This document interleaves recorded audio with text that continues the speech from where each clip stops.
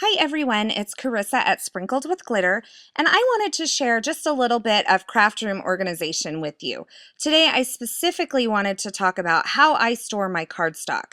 Now my cardstock's 8.5 by 11 because I am primarily a card maker, but maybe this is something you can adapt for you if you are a 12 by 12 scrapbooker.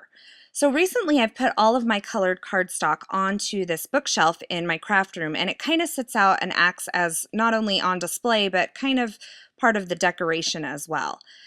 All of the cardstock sits within these Plugus magazine files from IKEA. They come in a set of two. They're really nice and sturdy, and they're white, so they fit my decor. However, I don't know that I necessarily like that one of the set of two, one is a little bit smaller than the other.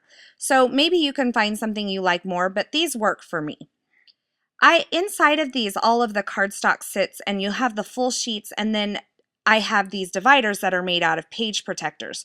Now the page protectors hold all of the scraps of that color, and then I have a label tab at the top to kind of act as the divider and show me what is behind that. So you can see the full sheets are there and the scraps are there as well. This really works for me because as I'm creating, if I only need a small sheet of paper, I can pull out that divider and know, whether or not I have the size that I need. And then if not, then I can just go straight to the full pieces of cardstock as well. So I love how they all sit out, and I'm going to show you how I made the dividers now. So you'll see here, I'm going to start out with the products that I used to create it, and I just wanted to show you those. I have the We Are Memory Keepers. These are the tab stickers and the tab punches here. Now they're available in different shapes. I am going to use this file tab shape here, but this pink one is the index tab shape, and they have a couple more as well.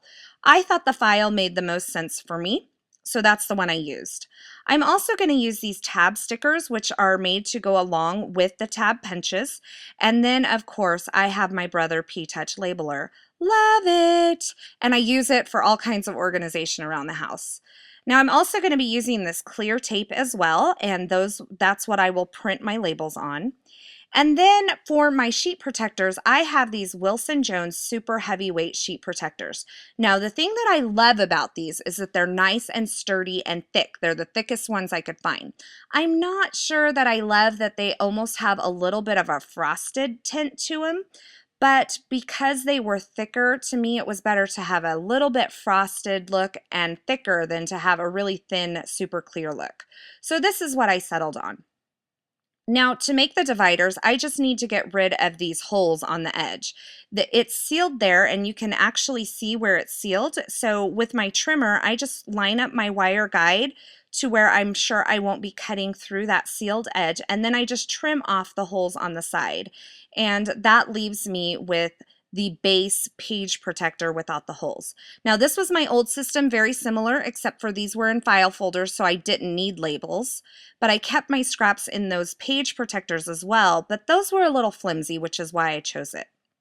So of these scraps, I'm just going to punch one of these tabs out of the paper itself, and that way it helps me see the color of the paper on the tab as well. And then I can just put the scraps into the page protector. Now I just need to label this and attach it to the page protector so that it can work as a divider for me. So I'm going to bring in my P-Touch labeler and label that with the clear tape. So I'll just bust that open and put it into my labeler, and I'm ready to type out.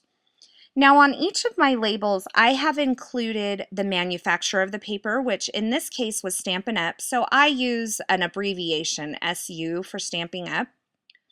And then on the second line, I put the name of the cardstock, which was Real Red. In order to save time and some label material, I print these out in a chain and then just cut them off as I need them. It saves a little bit of the label material, and the label material can add up. So now I'm just cutting off the little piece that I need, and I guess this is actually Cherry Cobbler by Stampin' Up. And then I will remove the backing and place that onto my tab punch here.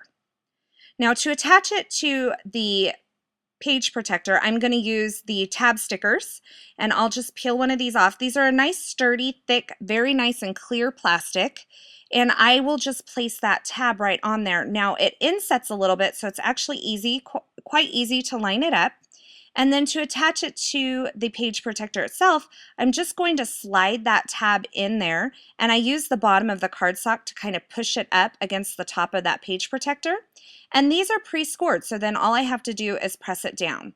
Now to burnish it on there, I just used my bone folder to make sure that it had a nice good seal and that there were no air bubbles in it. So after doing this a few times, I got a little bit smart about the way I was doing it. I was getting some fingerprints on all that clear labeling tape and stuff, and I didn't like that, so I found a way to make that not happen. The first smart thing I did was remove that clear backer on the tab punch, which you just saw me do. Don't worry, it goes back on, but I got it out of my way. And then I just trimmed off my label here, and instead of taking off both of the backer pieces, I just removed half of it, placed it onto my tab punch, and then removed the other half. That gave me something to hold on to where I wasn't getting fingerprints all over it. So you see me just fold that up, and then I can just push the other half off without ever even touching the label tape. So kept my fingerprints off of it altogether. Now, I wanted to keep my fingerprints off of the actual tab sticker as well, which is what I used to attach it to the page protector, and so it took me a little while, but I got smart about it and I figured out a way.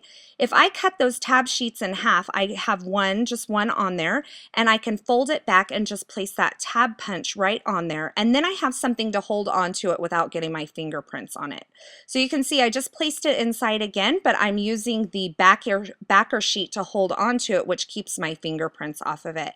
And I just butt it up against the page protector the same way, and then fold it down and burnish it, and that made me much happier without all the fingerprints on it. So you can see here that these are my finished dividers. They're all arranged in rainbow order, and that just makes my heart go pitter-patter. I have all of the links to all the products I used in this project over on my blog at sprinkledwithglitter.com, as well as some more information. And don't forget, anytime you shop at shopweare.com, which is the We Are Memory Keepers website, you can use the coupon code GLITTER to save 20% off your entire order. Thanks for stopping by today. I hope you enjoyed this video, and I hope you have a fabulous day.